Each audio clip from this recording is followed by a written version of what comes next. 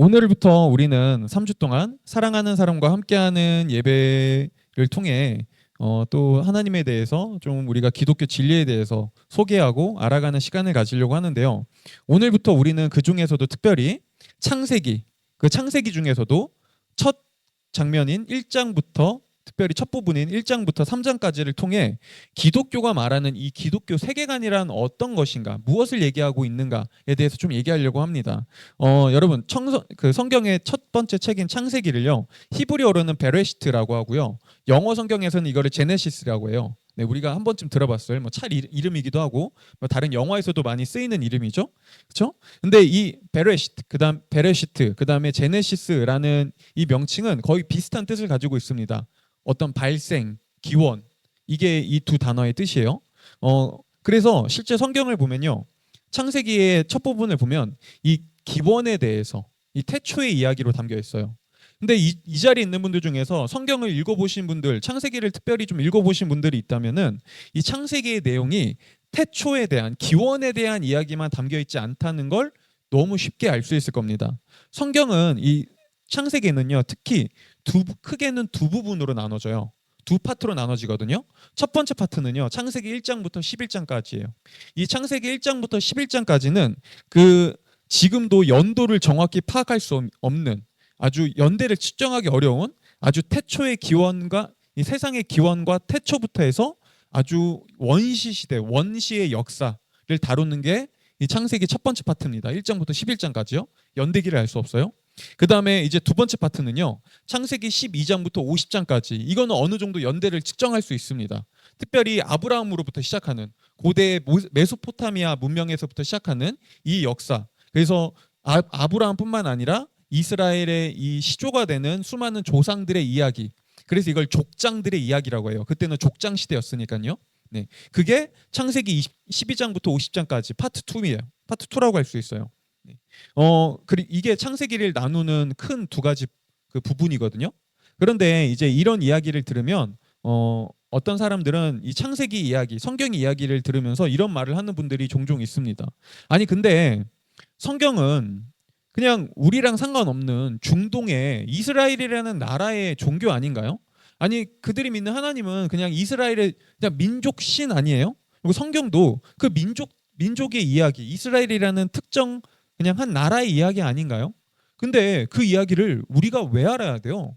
도대체 그들의 민족 신 이야기가, 그들의 그 민족 이야기가 우리랑 무슨 상관이 있어요? 그것도 심지어 지금 현대에 대한민국을 살아가는 나와 이게 무슨 상관이 있냐고요? 라고 말하는 사람들이 꽤나 있습니다.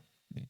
그런데 여러분들이 성경을 나중에라도 한번 천천히 쭉 읽어가 보시면요, 한 가지 분명한 사실을 알 수 있을 거예요. 성경은 이스라엘이라는 한 나라, 민족에만 국한된 이야기가 아닙니다. 성경은요, 사실 생각보다 훨씬 더 보편적인 인류 전체에 대한 이야기를 하고 있다는 겁니다. 인류 전체에 대한 이야기를 하고 있어요. 이걸 잘 보여주는 것 중에 하나가 뭐냐면, 여러분 지금까지도 성경을 가장 많이 읽고 성경을 가장 많이 믿고 있는 사람들은 대부분 이스라엘의 유대인들이 아니에요. 지금까지도요.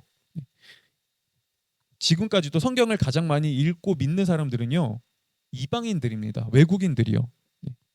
심지어 유대인들은요 예수님의 이야기가 담긴 신약 성경은 그게 성경의 거의 절반 정도 되거든요. 근데 그 절반 부분은 인정하지도 않아요. 성경으로. 유대인들은요. 그 성경으로 치지도 않습니다.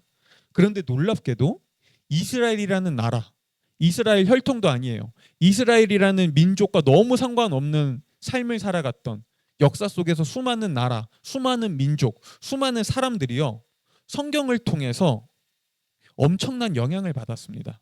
그것도 아시아, 유럽, 아프리카, 남미에 이르기까지 전 세계적으로요. 이건 지금도 이어지고 있는 현상이에요.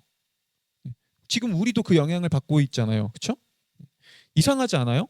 여러분 어떻게 2000년 전 로마라는 이 한 강대국에 의해서, 이스라엘은 로마에 의해서 멸망했거든요. 근데 로마에 의해서 멸망해버린 그 작은 나라, 그들이 믿었던 그 민족 종교가 어떻게 2000년 동안 사라지지 않고 살아남으면서 지역과 문화와 언어와 민족과 시대를 뛰어넘어 어떻게 지금까지 존재할 뿐만 아니라 어떻게 수많은 사람들에게 역사 속에서 영향을 미쳐올 수 있었죠?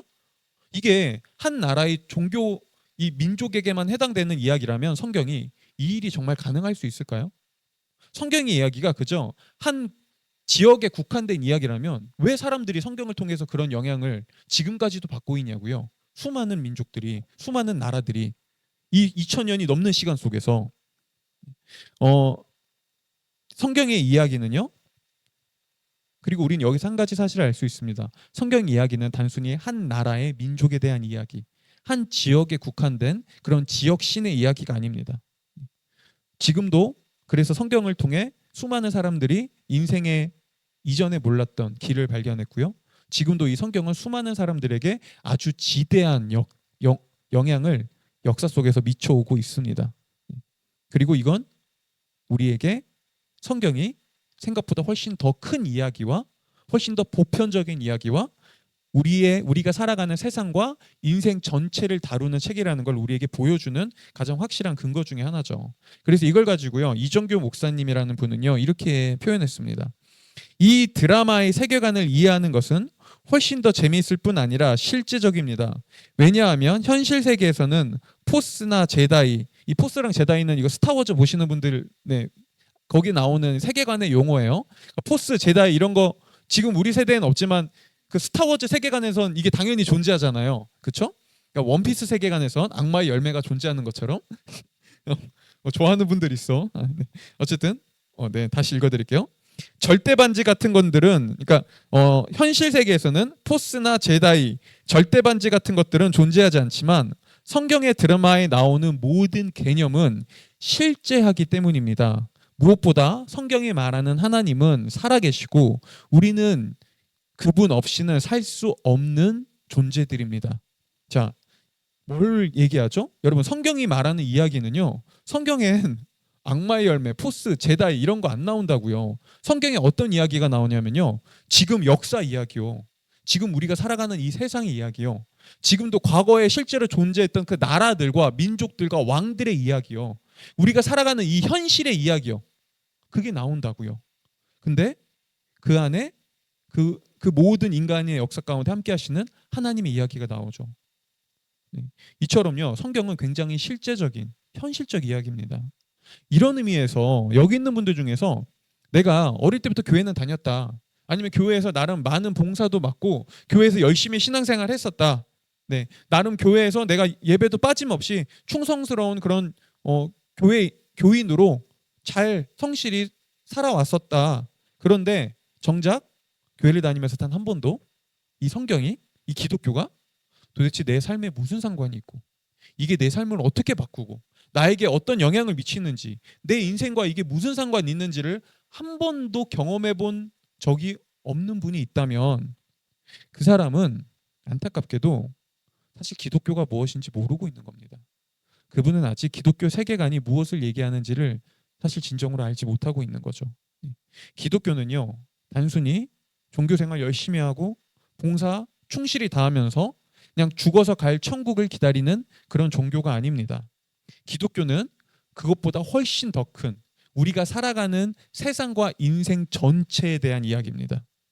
물론 그런데 안타깝게도요. 오늘 우리가 살아가는 이 세상 속에서 이 기독교의 이야기를 성경의 메시지를 조금 곡해하고 조금 오해하고 때로는 잘못 해석해서 이상한 기독교의 모습을 보여주는 분들이 안타깝게도 있습니다. 네, 그래서 기독교인 하면 사실 우리에게 먼저 떠오르는 이미지는 어쩌면 그런 이미지일 수 있어요. 그리고 어떤 사람들은 그래서 이런 생각을 하는 사람들도 있을 수 있죠. 아니 나도 기독교인이 되면 나도 교회 다니면 나도 저런 기독교인이 되는 건가? 나도 저렇게 신앙생활 하는 사람 교회 다니는 사람들은 다 저런 건가? 난 근데 저건 아닌 것 같은데. 난 저런 기독교인이 되긴 싫은데 라고 생각하는 분들도 있을 겁니다. 그분들에겐 이렇게 말씀드리고 싶어요. 여러분들이 보는 그 이미지, 세상에서 뉴스에서 나오는 그런 이미지, 그런 모습들이요. 기독교를 대표하진 않는다고요. 그게 꼭 기독교를 대표하진 않습니다. 네. 얼마 전에 우리 교회에서 타운지기, 저희는 이제 리더들을 타운지기라고 하거든요. 타운지기 모임을 하는데 한 형제가 자기 교회를 다니지 않는 친구와 만났던 이야기를 하면서 이런 말을 하더라고요. 교회를 다니지 않은 그 친구가 또 교회에 대해서 이런 부정적인 어떤 그 경험을 하고 난 다음에 교회에 대해서, 기독교에 대해서 막 안 좋은 부정적인 말을 했대요. 그때 이 형제가 이 용기가 안 나서 겉으로는 얘기하지 못했지만 속으로 이런 그 생각을 했다고 해요. 그 기독교에 대해서 보이는 부정적인 이미지, 그 이미지만 한꺼풀 벗겨낸다면, 그것만 벗겨낼 수 있다면 이 기독교 안에 놀라운 부활가 담겨 있는데 그거를 보지 못하고 사람들이 그거를 발견하지 못하는 게 너무 안타깝다라고 얘기했어요. 저는 여러분들에게도 나도 기독교인이 되면 저런 기독교인이 되는 거 아니야? 나도 저런 사람이 되는 건 아니야?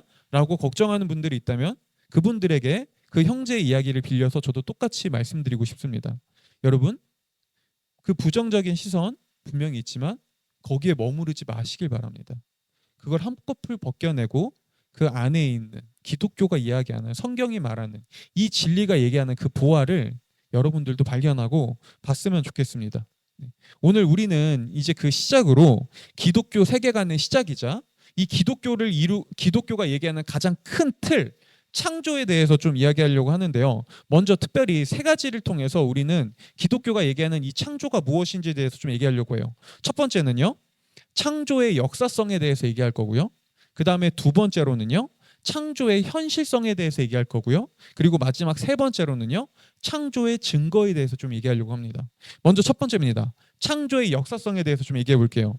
자, 오늘날 현대 사람들은, 그리고 많은 사람들이, 교회를 다니는 사람들조차도요, 심지어 창조로 가면은 이런 질문들을 대번에 해요. 아니, 지금 시대가 어느 때인데 창조를 얘기하고 있나요? 창조는 그거 과학도 아니잖아요. 아니, 신이 세상을 만들었다고요? 아니, 지금 이미 과학이 발전하면서 이 세상이 어떻게 생겨나고 있는지, 어떤 진화의 메커니즘을 가지고 이 생물이 발전되고 있는지, 그런 수많은 연구들과 증거들이 나름 열심히 되고 있는데, 그리고 언젠간 완벽히 이게 밝혀지는 날이 올 텐데 그때도 창조 얘기할 거예요? 언제까지 그런 신화 같은 걸 어떻게 지금까지 믿을 수 있죠? 미개하게? 오늘 성경 봐보세요. 진화에 대한 이야기들, 그런 거 하나도 안 나오잖아요. 그런 과학적 근거들을 전혀 찾아볼 수 없잖아요. 근데 이걸 어떻게 믿어요? 라고요. 자, 여러분, 이 질문에 대한 대답은요, 사실 생각처럼 그렇게 어렵진 않아요. 이 질문에 대한 대답은 성경이 어떤 장르와 어떤 목적으로 쓰여진 책인지를 알면은 조금 우리가 너무 쉽게 알 수 있습니다. 흔히 성경에 대해서 이렇게 사람들이 질문할 때 또 이런 질문도 많이 받아요. 특별히 주일학교에 있으면은 어린이들이 이런 질문 많이 하거든요. 근데 저는 아직까지도 그 이유는 모르겠어요. 왜 어린아이 때는 그렇게 공룡을 좋아하는지 모르겠는데, 우리 다들 그러잖아요. 근데 이상하게 시간이 지나면 공룡에 대한 흥미가 떨어져. 근데 어릴 때는 이상하게 아이들은 다 공룡을 좋아해요. 그러면 꼭 교회에서 이제 그런 질문하죠. 전도사님, 목사님, 성경에 공룡 나와요? 성경에 공룡 있어요? 성경에 공룡 안 나오면 성경 그 가짜인 거 아니에요? 이런 질문들. 근데 어른들도 종종 해요. 자, 아니요? 성경에 공룡 안 나와요. 정확하게 말씀드릴게요. 그런 거 없어요. 공룡 안 나와요. 왜요? 이유는 간단해요. 성경은 공룡 대백과 사전이 아니거든요. 자, 여러분, 그렇게 따지면 성경에 등장하지 않는 곤충과 동물도 너무 많습니다. 성경에 개미핥기 안 나옵니다. 장수풍뎅이 이런 거 안 나온다고요. 그렇죠? 왜요? 성경은 팝으로 곤충기가 아니거든요. 그렇죠? 근데 이거는 마치, 그런데 성경에 공룡 안 나오니까 성경을 어떻게 믿어요? 라고 얘기하는 건요, 이건 마치 이런 것과 같습니다. 조선왕조 실록을 보면서 조선왕조 실록에 개미핥기가 안 나와. 이건 가짜야. 이거 지어낸 이야기야.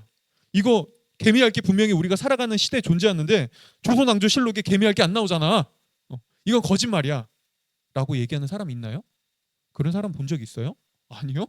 왜요? 왜 그렇게 얘기 안 하죠?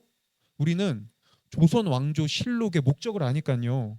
그건 동물의 목적이 있지 않거든요. 조선이라는 한 나라, 그 속에서 특별히 왕들의 이야기에 목적이 있거든요. 그렇죠?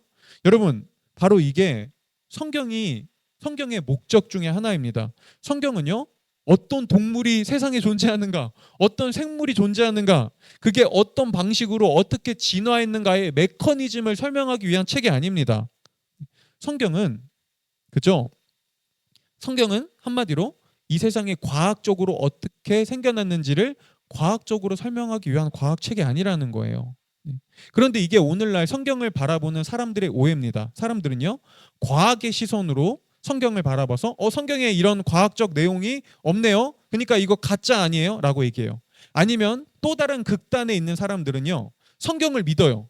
근데 성경을 과학적으로 때로는 너무 믿어서 성경을 가지고 과학을 하려고 해요. 그래서 우리나라에도 그 단체가 있어요. 그렇죠? 그래서 성경을 문자 그대로 이거를 과학적으로 설명할 수 있어. 여기서 우리는 과학을 발견할 수 있어. 라고 해서 성경으로 과학을 하려고 합니다. 아니요. 그것도 성경의 목적에서 벗어난 겁니다. 한번 생각해 보자고요. 성경이 만약에 과학적으로 생물이 어떻게 생겨나고 이 세상의 지구가 어떻게 생겨났는지를 과학적으로 논술을 하려고 하는 책이라면 성경은 우리가 이해할 수 있는 언어로 쉬운 이야기로 써져 있지 않을 거예요. 수많은 수학 공식들, 물리학 공식들, 양자역학의 공식들 그런 걸로 써져 있겠죠. 그러면 그거 이해할 수 있는 사람이 얼마나 될까요? 아니, 수천 년 전 고대 사람들이 그걸 이해는 할 수 있었을까요? 그렇죠? 그건 성경의 목적이 아니에요. 성경은요, 수천 년 전 사람들도 누구나 평범한 사람들도 누구나 지극히 쉽게 이해할 수 있는 그들에게 익숙한 이야기 방식으로 쓰여진 게 성경입니다. 그래서 브루스 왈키라는 신학자는요, 이 창세기 주석에서 이런 성경의 특징을 가지고 이렇게 얘기했습니다. 창세기와 과학의 언어는 전적으로 다르다. 창조기사는 수학과 전문 용어가 아닌 일상의 언어, 즉 비이론적 용어로 구성되어 있다. 더 중요하게 창세기 1장은 근사치에 가까운 원인이 아니라 궁극적 원인에 관심이 있다. 창조기사의 의도는 창조의 지질학적이고 유전학적 방법들이나 상술을 기술하는 것이 아니라 창조가 하나님의 창조적 활동의 결과임을 절대적으로 확증하는 것이다. 시편 저자가 주께서 내 장부를 지으시며 나의 모태에서 나를 조직하셨나이다 라고 노래할 때 그의 의도는 유전학적이나 직접적 원인에 대해 얘기하는 것이 아니다. 자, 여러분 브루스 왈키의 말처럼요, 성경을 과학적인 방식으로 해석하려고 하거나 성경 안에서 과학적 근거를 찾으려고 하는 것 모두 다 성경의 목적에서 벗어난 접근법입니다. 성경이 말하는 목적은요, 거기에 있지 않아요. 그렇다면 여러분, 성경이 말하는 가장 주된 목적은 뭘까요? 성경은 도대체 어떤 목적으로 쓰여져 있을까요? 여러분 뭐라고 생각하세요? 성경의 중심에 뭐가 있을까요? 자, 그냥 속으로만 생각하세요. 네. 성경의 중심에는요, 쉽게 따지면은 좀 더 쉽게 그냥 큰 틀로만 얘기하면 하나님과 인간 사이의 관계가 있어요. 성경은 하나님과 인간의 관계, 그걸 중심으로 돌아간다고요. 그래서 어떤 신학자는요, 이런 성경을 가지고 하나님과 인간 사이의 연애 편지라고 되게 로맨틱하게 표현하기도 했어요. 이거를 우리가 쉽게 알 수 있는 게 오늘 우리가 읽은 창세기 1장만 봐도요, 여러분 창세기 1장의 이야기들은 하나님이 세상을 어떻게 창조했는지를 나열하고 있는데 다른 건 짧아요. 그러니까 하나님이 세상을, 다른 만물을, 다른 피조물들을 창조한 이야기는 되게 짧아요. 한 줄에서 두 절이에요. 근데 끝부분 가잖아요. 뒷절에 하나님이 인간을 창조한 이야기는요, 훨씬 길어요. 훨씬 자세해요. 그리고 이제 2장에서부터는 하나님과 인간 사이의 이야기가 주로 이루어져요. 모든 피조물 중에서도요. 왜요? 그게 성경의 중심이거든요. 그게 성경의 목적이거든요. 하나님과 인간 간의 이 관계를 이야기하고자 하는 거예요. 그렇죠? 이처럼 그 하나님이 세상을 창조했다는 이 성경의 이야기를 그건 역사성도 없고 그건 비과학적이잖아요 라고 이야기하는 거는요, 그건 너무 성급한 결론입니다. 오히려 여러분, 창조는, 이 하나님이 세상을 창조했다는 이 논리는요, 이 이야기는요, 이 창조의 주장은 역사 속에서 지금까지도 세상의 기원을 설명할 때 여전히 근거 있는 설명 중에 하나로 받아들여집니다. 왜냐하면 여러분, 과학은 우리가 살아가는 이 세상이 어떤 방식으로, 예를 들면 진화를 설명한다고 해도 진화의 생명이 진화 안에서 어떤 메커니즘과 어떤 방식으로 진화했는지 과정을 설명하는 게 과학이지, 이 진화가 존재하게 하는 생명의 근원, 생명의 기원, 생명의 발생, 이거는 과학이 설명 못해요. 그건 과학적으로 설명할 수 없습니다. 과학은 그걸 다루는 영역이 아니에요. 그렇죠? 그거를 대하는 방법은요, 이 세상에서 이 세상의 이 기원이, 생명이 어떻게 처음에 탄생했을까를 다루는 건 역사적으로 딱 두 가지밖에 없습니다. 첫 번째 창조고요, 두 번째 우연입니다. 근데 여러분들한테 한번 물어볼게요. 우연은 이게 믿기 쉬워요? 여러분, 과학에서 따르는, 그러니까 우연을 믿는 사람들의 주장에 의하면 이 세상에는 태초에 아무것도 없었어요. 먼지도 없었어요. 그 어떤 에너지도 없었어요. 에너지 파장도 없었어요. 정말 무였어요. 무.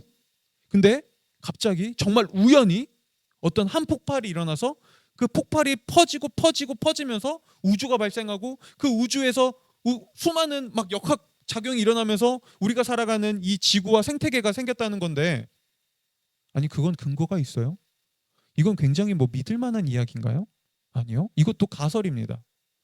그래서 역사 속에서 이 탄생을 이야기하는 가설은 여전히 두 가지예요. 창조냐, 우연이냐. 그렇죠? 뭘 보여주죠? 여러분, 창조는요, 생각보다 지금까지도 역사 속에서 신빙성 있게 받아들이는 이 탄생을, 기원을 설명하는 아주 중요한 방식 중에 하나입니다. 우연과 더불어서요. 네. 바로 이게 창조의 역사성이에요. 여전히 창조는요, 역사 속에서 아주 유의미한 의견입니다. 네. 그런데 저는 오늘 이 창조의 역사성에 덧붙여서 여러분들에게 한 가지를 더 이야기 드리고 싶어요. 하나님이 온 세상과 우주를 창조했다는 이 이야기야말로 오늘날 우리의 현실에 훨씬 더 맞닿아 있고, 이게 훨씬 더 현실적인 이야기라고요. 이게 우리가 살펴볼 두 번째 주제인데요. 바로 창조의 현실성입니다. 여러분, 어떤 분들에게는 이 창조가 현실적이라는 말이 굉장히 이상하게 들릴 수 있습니다. 왜냐하면 이렇게 생각하거든요. 우리는 대부분. 창조가 어떻게 현실성이에요? 아니 창조가 어떻게 현실적이라는 거죠? 아니 지금 우리가 그 과정을 본 적도 없고 어떻게 생겼는지 우리가 알지도 못하는데 그게 도대체 이 현실이랑 무슨 상관이 있는 거예요? 그리고 우리가 이 창조를 되게 현실성 없는 이야기라고 생각하는 이유 중에 하나는요, 창조를 마치 하나님이 이렇게 창조했다고 생각하거든요. 하나님이 손가락 하나 딱 튕기면서 해야 생겨라. 그러면 해가 뿅! 달아 생겨라. 달이 뿅! 자, 물아 생겨라. 그럼 물이 뿅! 이렇게 생각하니까 창조는 굉장히 현실성이 없어. 그건 무슨 마법 같은 이야기야 라고 생각하는데요. 자, 여러분, 왜 꼭 그렇게만 이해해야 되죠? 하나님이 꼭 세상을 물론 그렇게도 창조하실 수 있습니다. 하지만 지금도 여전히 하나님이 역사 속에서 우리의 인생을 그렇게 손가락 하나로 뿅 하면은 돈이 생기고, 손가락 하나로 뿅 하면 갑자기 아기가 생기지 않고, 수많은 시간과 수많은 생물학 과정과 여러 가지 우리 인생의 과정을 통해 일하시는 분이라면, 하나님이 태초의 세상을 그렇게 시간 속에서, 흐름 속에서, 흔히 과학이 설명하는 과학의 그런 역학적 메커니즘으로 세상을 창조하실 수 있는 거 아닌가요? 이것도 충분히 현실성 있는 이야기죠. 네. 이걸 예를 들면 이런 거예요. 만약에 제가 이제 여러분들에게 파스타를 만들어 와서 이렇게 얘기하는 거예요. 여러분, 제가 파스타 만들어 왔습니다. 자, 목사님, 오늘도 우리 점심 먹었잖아요. 근데 제가 만약에 파스타를 만들어서 왔다고 해요. 그럼 얘기하는 거죠. 목사님 웬 파스타예요? 그러면 이거 내가 만들었어. 라고 할 때, 여러분, 제가 꼭 이 파스타를 만들었다는 걸 여러분들에게 이렇게 설명해야 여러분들이 믿나요? 자, 내가 이 파스타를 만들기 위해 면을 99도에 끓는 물에서 아주 이분하게 익히고, 그다음에 그 면에 토메이로 소스를 몇 퍼센트 함량 몇 퍼센트 넣고, 거기서 내가 소금은 한 2% 정도 치면서 그 함량의 맛을 정확하게 보고, 여기서 이제 이런 화학 작용이 일어나서 이 파스타를 만들어 왔어 라고 설명해야 여러분들 믿나요? 아니죠. 꼭 그렇게 설명할 필요가 없죠. 그냥 내가 이 파스타 만들었어 라고 할 때는 모든 과정이 포함되어 있는 거죠. 그렇죠? 자, 그런데 만약에 제가 뭔가를 만들어 왔어요. 근데 모양이 파스타랑 비슷해. 근데 파스타 같지는 않아요. 근데 뭔가 이상해. 근데 제가 목사님 이거 뭐예요? 그러면은 제가 그냥 내가 막 집에 있는 거 가지고 아무거나 막 넣어서 섞은 다음에 막 그냥 돌려서 면이고 뭐고 막 해서 했더니 우연히 이거 만들어졌어. 먹어봐. 라고 하면 여러분 그거 드실 수 있겠어요? 그렇죠? 자, 뭐가 우리에게 현실적으로 더 와닿는 이야기인지 보이세요? 네. 여러분 만약에 제가 아무거나 막 섞은 다음에 그냥 뭔가 넣고 그냥 막 흔들어 제끼다가 우연히 뭔가 비슷한 음식 같은 게 뭔가 만들어졌어요. 그래서 제가 그 기괴한 걸 들고 와서 자 이거 제가 우연히 생겼어요 라고 하면은 여러분들 우리는 그걸 쉽게 음미할 수 없습니다. 우리는 이게 정말 음식은 맞는지 이거 상한 거 들어간 건 아닌지 이게 정말 제대로 익은 건 맞는지 이거 먹었다가 탈나는 건 아닌지 끊임없이 두려워하고 불안해하고 의심하죠. 왜요? 그 음식의 목적을 모르니까요. 그 목적이 없으니까요. 근데 제가 파스타를 만들었어요. 근데 심지어 만약에 파스타를 만든 제가 그냥 예를 들어서 미슐랭 3스타예요. 제가 안성재급이라고 해봅시다. 제가 그래서 여러분들을 위해 제가 오늘 파스타를 오늘은 저기 트리플 파스타를 만들어 왔습니다. 라고 하면 여러분들 맛있게 먹겠죠. 음미하겠죠. 왜요? 음식의 목적을 아니까요. 그 음식을 신뢰할 수 있으니까요. 그렇죠? 여러분 이게 하나님의 세상을 창조했다는 이 창조 이야기가 우리에게 더 현실성을 가져다 주는 이야기입니다. 창조는요. 우리가 살아가는 이 모든 세상과 만물의 목적이 있다는 것을 알게 해주고요. 그 하나님이 목적을 가지고 창조한 이 세상을 우리가 누릴 수 있게 해줍니다. 우리가 그것을 진짜 진심으로 경험할 수 있게 해줍니다. 여러분 살면서 그런 경험 해본 적 있지 않아요? 뭔가 내가 어떤 예쁜 자연 광경을 봤을 때 아니면 어떤 내가 감명 깊은 음악을 들었을 때 여러분 그때 감동받고 감탄한 적 아름다움을 보고 느꼈던 적 그런 감동받은 적 있지 않나요? 그렇죠? 있을 거예요.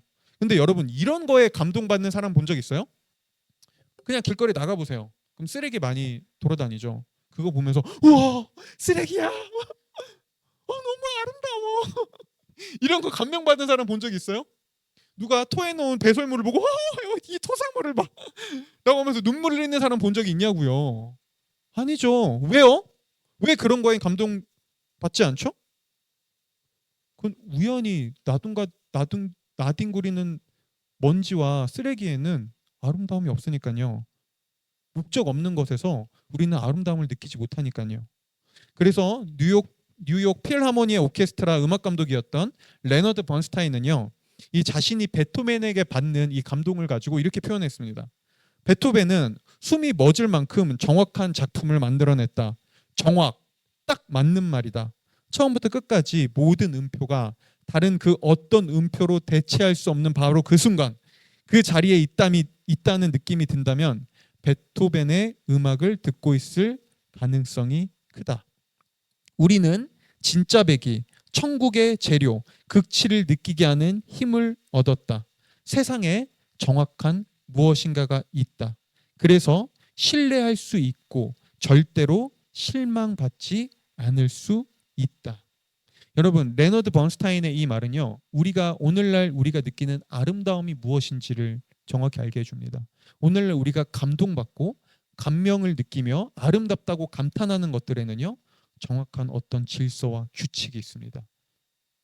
뭔가가 제자리에 있을 때 있어야 할 그 자리에 있을 때 그때 우리는 감동을 받고 아름답다고 느껴요. 그리고 바로 이게 하나님께서 세상을 창조하신 모습이에요. 오늘 창세기 1장을 보세요. 아까 우리가 읽었잖아요. 태초에 성경에 보면 태초에는 공허했어요. 혼돈 아무것도 없었습니다. 그렇죠? 근데 그곳에 하나님이 어떻게 하시죠? 그것을 채워 넣으세요. 그분이 질서와 규칙에 맞게 마치 베토벤이 음표에 정확한 음을 채워 넣는 것처럼 하나님께서 이 세상이라는 태초의 우주라는 이 공허한 이 배경의 음표에 정확한 만물을 채워 넣기 시작합니다. 그리고 그분이 그것을 채워 넣을 때마다 뭐라고 얘기하시죠? 성경에 보면 하나님이 계속해서 반복해서 하는 말이 있어요. 뭔가를 창조하시고 항상 이렇게 얘기하시죠. 보기에 좋았더라. 여러분 이거 자화자찬하는 거 아니에요. 하나님이 혼자 자화자찬하는 그런 말이 아닙니다. 자뻑하는 게 아니라고요. 이거는 아름다움을 향한 감탄입니다. 이야 너무 보기 좋다. 와 너무 아름답다. 마치 레너디 번스타인이 우리가 어떤 감명적인 음악을 듣고 어떤 잘 만들어진 웰메이드 영화를 보고 우리가 정말 아름다운 광경을 보고 감탄하는 것처럼 하나님이 그렇게 질서에 맞게 창조된 세상을 보고 아름답다고 감탄하셨다고요. 그렇죠? 이게 성경이 말하는 창조의 현실성이에요. 세상엔 아름다움이 존재해요. 아름다움이라는 건요, 진짜 있습니다. 우리는 그 아름다움을 누릴 수 있고요. 우리도 그런 아름다운 존재로, 감탄받는 존재로 창조됐습니다. 근데 이야기를 듣고 어떤 분들은 이런 생각을 하는 분들이, 어쩌면 이런 질문을 하는 분들이 있을 수도 있어요. 근데 지금 제가 살아가는 제 삶은, 지금 나의 현실은, 이 세상은 아름답지 않잖아요. 아름답지 않은 부분도 있잖아요. 여기에 도대체 뭐가 아름답다는 거예요? 라고 말하는 분들도 있습니다. 네, 여러분, 우리가 살아가는 세상에는요, 그리고 우리 인생에는요, 분명 아름답지 않은 부분도 있습니다. 분명 존재해요. 그리고 왜 그 아름다움을 우리가 빼앗겼는지, 왜 아름다운 부분이 존재하는지는 다음 주에 이야기할 거예요. 다음 주도 꼭 오세요. 어쨌든, 네, 뭘 얘기하려고 했지? 그렇지. 어쨌든, 자, 근데 우리의 삶에 아름답지 않은 부분이 있어요. 그렇죠? 근데 여러분, 그래서 거기서 끝나요? 그냥 내 인생은 아름답지 않아, 원래 이래, 거기서 끝나는 사람 본 적 있어요? 아니요. 우리는 내 인생이 아름답지 않다고 느껴도 그 이후에 뭐를 꿈꾸죠? 더 아름다워지길 꿈꾸죠. 세상이 더 나아지길 꿈꾸죠. 더 올바른 온전한 세상이 오기를, 내 세상에, 내 삶의 회복이 찾아오길 꿈꾸죠. 왜요? 왜 그런 걸 꿈꿔요? 아름다움이라는 게 있으니까요. 뭔가 진짜 아름다운 세상이라는 게, 아름다운 인생이라는 게 어딘가에 존재하니까요. 그러니까 우리는 여전히 그걸 꿈꾸죠. 나아지길 원하죠. 근데 한번 여러분들에게 물어볼게요. 이 세상이 우연이라면, 내 인생에 일어난 일이 그냥 우연이라면 아름다움이라는 게 있나요? 아름다움을 꿈꾼다고 그게 되나요? 어차피 우연인데? 아니요. 우리가 우연히 만들어진 음식을 음미할 수도 없고, 그 음식의 맛을 온전히 맛볼 수 없는 것처럼, 여러분, 우연히 만들어진 세상에서 우리는 그 어떤 아름다움도, 그 어떤 밝은 미래도 기대하기 어렵습니다. 그런데 오늘 창세기에서 성경은 분명하게 말합니다. 세상엔, 그리고 우리 인생엔 분명히 아름다움이 존재하고, 우리는 그렇게 아름답게 창조된 존재라고요. 우리에겐 분명한 목적이 있다고요. 이게 창조가 우리에게 가져다주는 현실성, 아름다움입니다. 창조가 우리에게 가져다주는 두 번째 현실성은요, 바로 사랑입니다. 앞서 저는 이 성경의 이 중요한 주제 중에 하나가 하나님과 인간의 관계를 설명하는 데 있다고 얘기했잖아요. 근데 이걸 잘 보여주는 장면이 오늘 창세기 1장 26절부터 29절까지입니다. 근데 이것만 봐도 사실 이 안에 설교해야 될 게 너무 많아요. 그래서 오늘은 그 다 설교할 수는 없고 그 중에서 딱 한 가지만 살펴볼 건데요. 바로 하나님이 인간을 하나님의 형상으로 창조했다는 이 문장이에요. 그리고 하나님이 인간을 하나님의 형상으로 창조했다는 이 말은요, 이 고대 당시에, 성경이 쓰여질 당시에 엄청 파격적인 이야기였습니다. 여러분들 중에서 역사를 공부하신 분들이나 아니면 종교에 대한 이야기를 들어보신 분들이 있다면 가끔 이런 말 들어본 분 있을 거예요. 종교는 고대에 그 왕들이 자신들의 이 특별함을, 자신들의 통치를 정당화하기 위해서 자신들이 신의 아들이라고, 자신들은 나는 너희와 다른 혈통이야 라는 걸, 특권 의식을 갖게 하기 위해서 만들어낸 종교 시스템에 불과하다 라고요. 그런 말 한 번 좀 들어봤을 거예요. 그렇죠? 네, 그리고 그 말은 맞습니다. 고대의 이집트를 비롯한 이 수많은 종교들을 보면요, 왕들은 신의 아들이에요. 왕은 신의 형상입니다. 그래서 왕은 태생이 달라요. 같은 혈통이 아니라고요.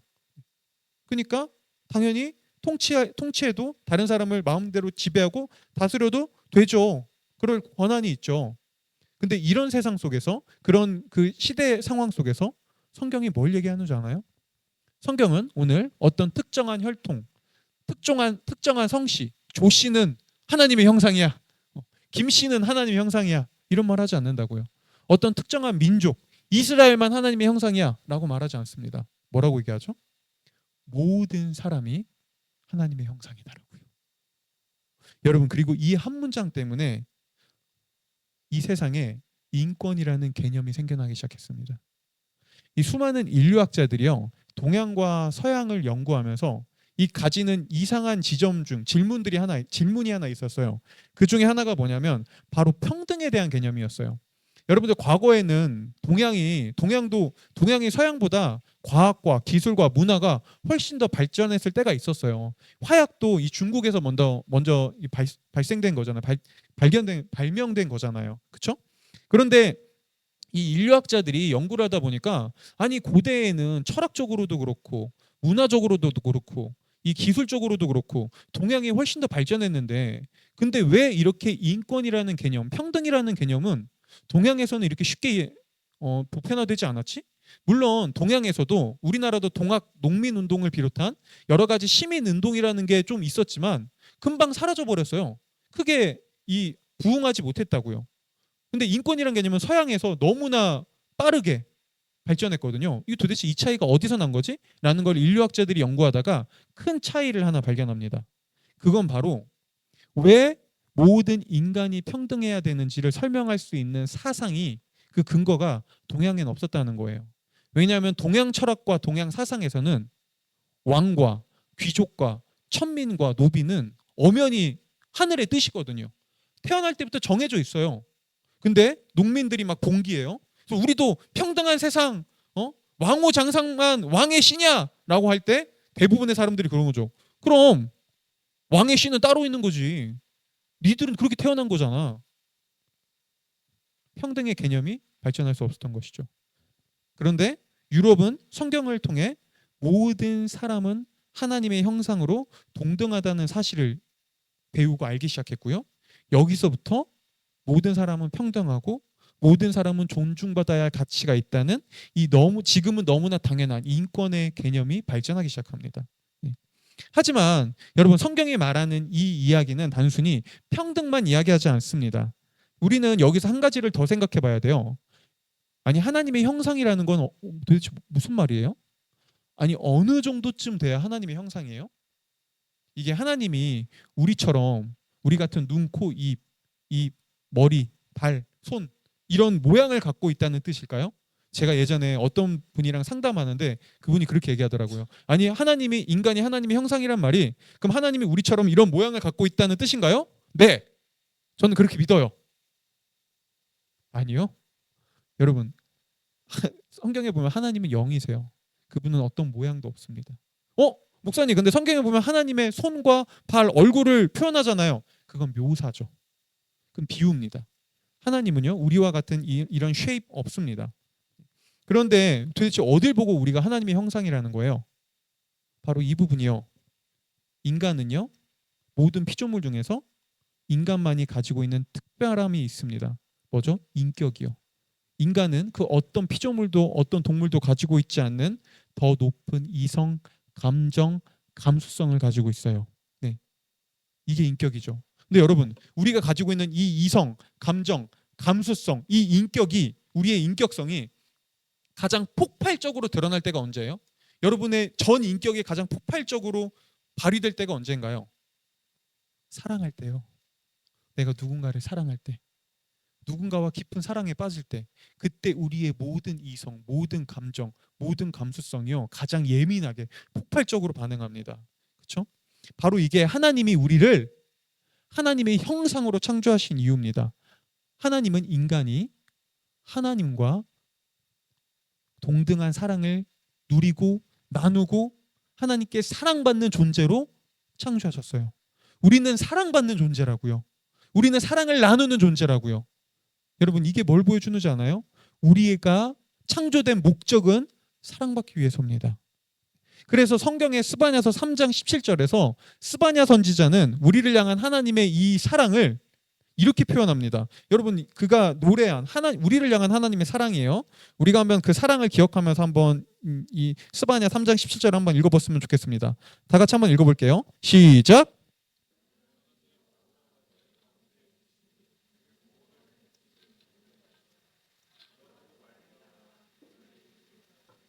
너를 잠잠히 사랑하시며 너로 말미암아 즐거이 부르며 기뻐하시리라 하리라. 아멘.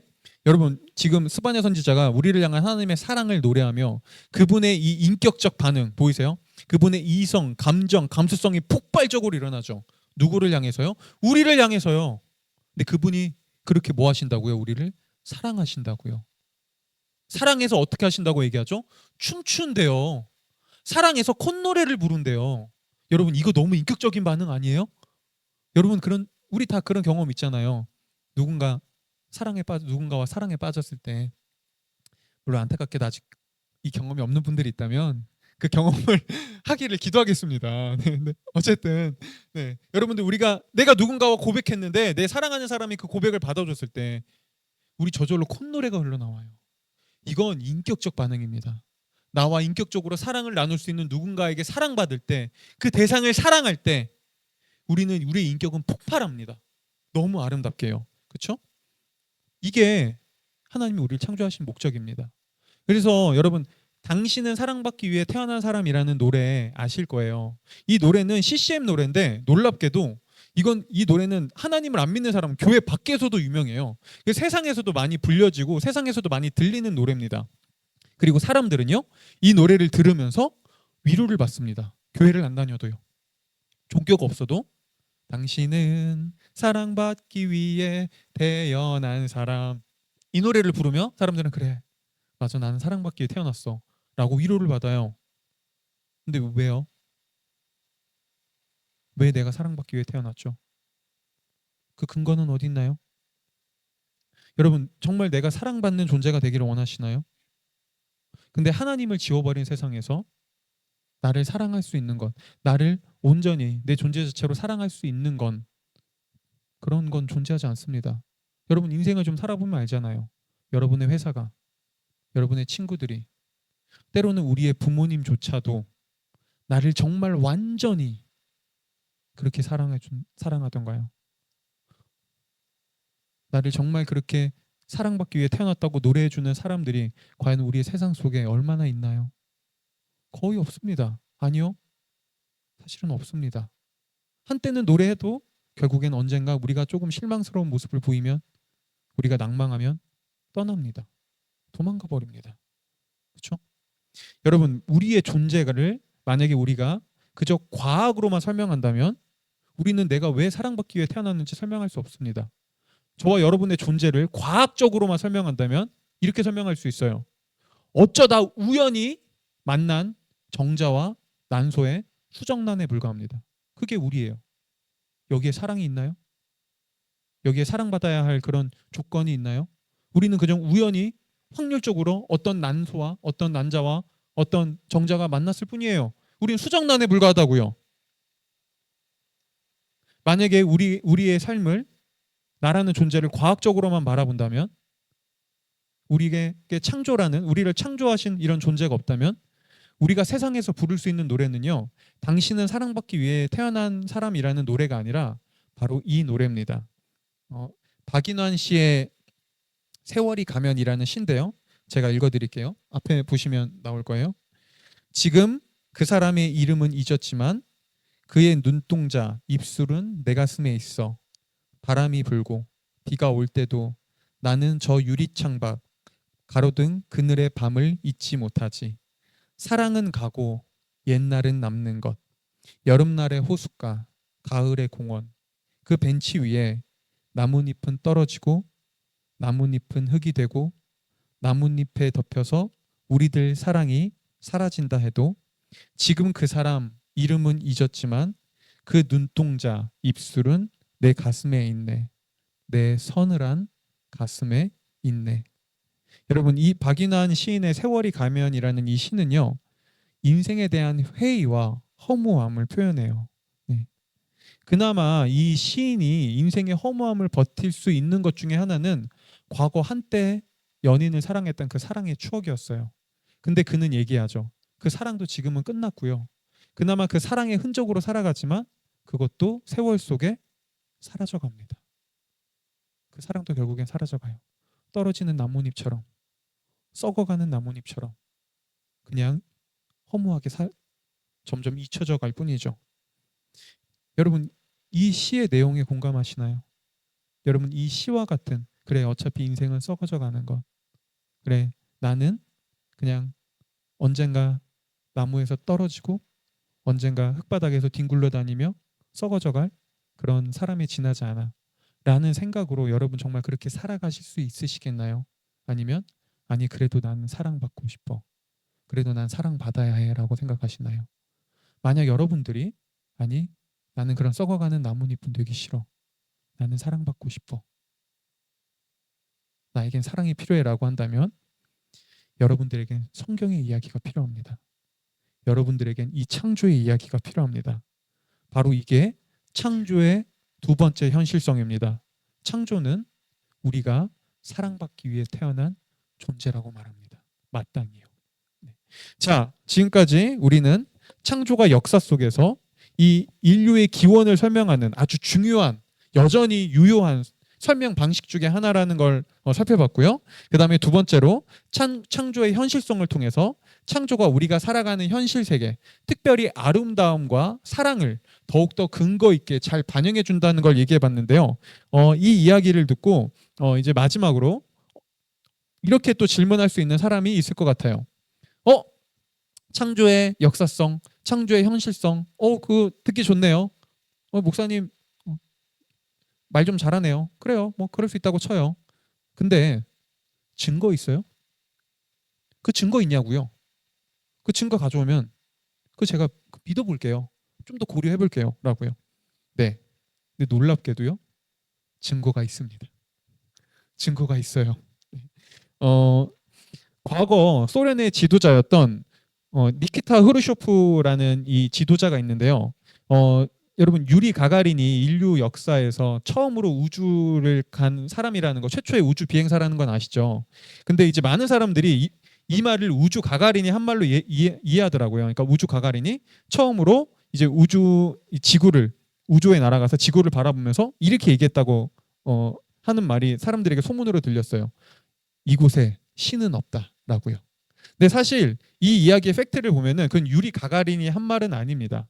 그거는 이제 니키타 흐르쇼프라는 이 사람이 유리 가가린이 이제 소련 최초로 그러니까 인류 최초로 지구를 우주에 여행을 갔다 온 그거를 이제 빗대어서 유리 가가린이 우주에 가봤는데 거기에 신 같은 건 없더라고 얘기했던 게 좀 곡해된 거죠. 근데 그때 이 사람이 했던 말, 우주에 갔더니 거기에 신은 없더라고라는 말이 그 당시 시대 속에서 엄청 유행하고 엄청 파격적인 그 영향력을 미치는 말이었어요. 그래서 그때 이 말을 듣고 그 영국 옥스퍼드 대학교의 교수이자 기독교 변증가인 C.S. 루이스가요 이렇게 대답을 했습니다. 만약 하나님이 계시다면 우리는 그 하나님을 건물 1층에 있는 사람이 2층에 있는 사람을 찾아가 똑똑똑 거기 계십니까? 제가 좀 만나고 싶습니다. 라고 만나고 싶어하는 그런 방식대로 만날 수 없다. 왜냐하면 온 우주를 창조한 하나님은 지구 위에 2층에 계시는 것이 아니라 그분은 전 우주 밖에 계시기 때문이다. 라고요. 제가 이거를 좀 더 쉽게 설명할 때 항상 드는 예가 있어요. 바로 화가와 미술 작품의 예죠. 여러분 하나님의 세상을 창조했다는 이야기는요. 어떤 뛰어난 화가가 아주 뛰어난 예술 작품을 그렸다는 말과도 같습니다. 자, 그런데 우리는 그 화가가 그린 그림 안에서는 그림의 목적이 무엇인지, 그 그림이 왜 그려졌는지, 어떤 이유로 그림을 그렸는지, 그 그림을 그린 화가가 누군지 그 그림 안에서는 찾을 수 없습니다. 우리는 그림을 보면서, 화가가 그린 그림을 보면서 그림에 대한 정보는 알 수 있습니다. 여러 가지 정보를 알 수 있고 과학적으로도 분석할 수 있습니다. 하지만 그 그림의 목적, 그림의 이유, 그림을 그린 존재가 누구인지 그림만 봐서 몰라요. 그럼 우리 그거 어떻게 알 수 있죠? 어떤 그림을 보면서 이 그림의 목적은 이거군, 이유가 이거군, 이 그림을 누가 그렸군, 그거 알 수 있는 방법이 뭐죠? 유일하게 하나죠. 그 그림을 그린 화가가 와서 설명해 주면 됩니다. 이 그림은 제 작품인데요. 이 그림은 제가 사실 이런 시기에 이런 아픔이 있을 때 이런 목적과 이런 그 당시 저의 마음을 담아서 제가 그린 그림입니다. 라고 하면 우린 그 그림의 목적, 의도, 그림을 그린 화가가 누군지 가장 명확하게 알죠. 보세요. 여러분 하나님의 세상을 창조했다면 이 세상을 창조한 하나님이 누군지, 그분의 목적이 무엇인지, 그분이 왜 창조했는지, 그 이유가 무엇인지를 알 수 있는 유일한 방식은요, 세상을 창조한 화가이신 하나님이 우리에게 그걸 설명해 주는 겁니다.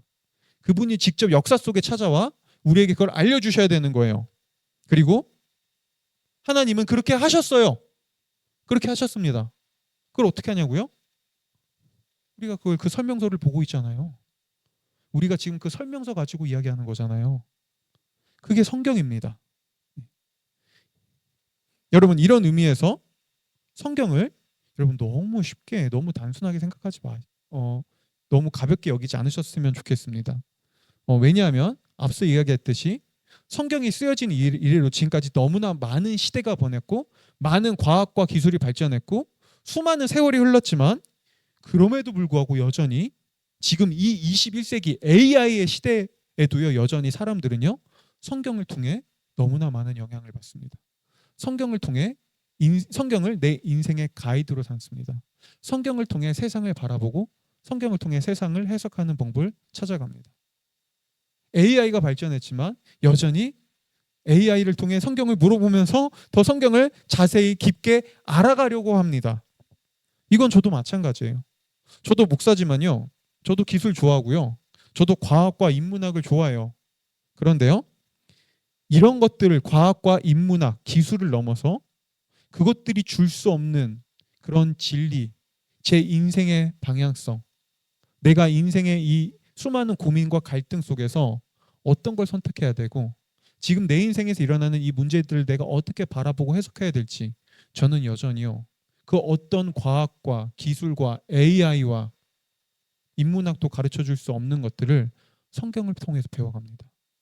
저는 성경을 통해서 더 놀라운 가치를 발견해 갑니다. 그리고 무엇보다도요, 저는 성경을 통해서 이 세상을 창조하신 하나님을 만납니다. 저는 그분을 만나고요, 그분의 이야기를 듣고요, 그분의 음성을 듣습니다. 오늘날에도 여전히 성경을 통해 나에게 이 세상에 대해서, 때로는 나의 인생에 대해서, 내가 사랑하는 사람들의 삶에서 벌어지는 일들에 대해서 설명해 주시고 알려주시는 그분의 말을 듣습니다.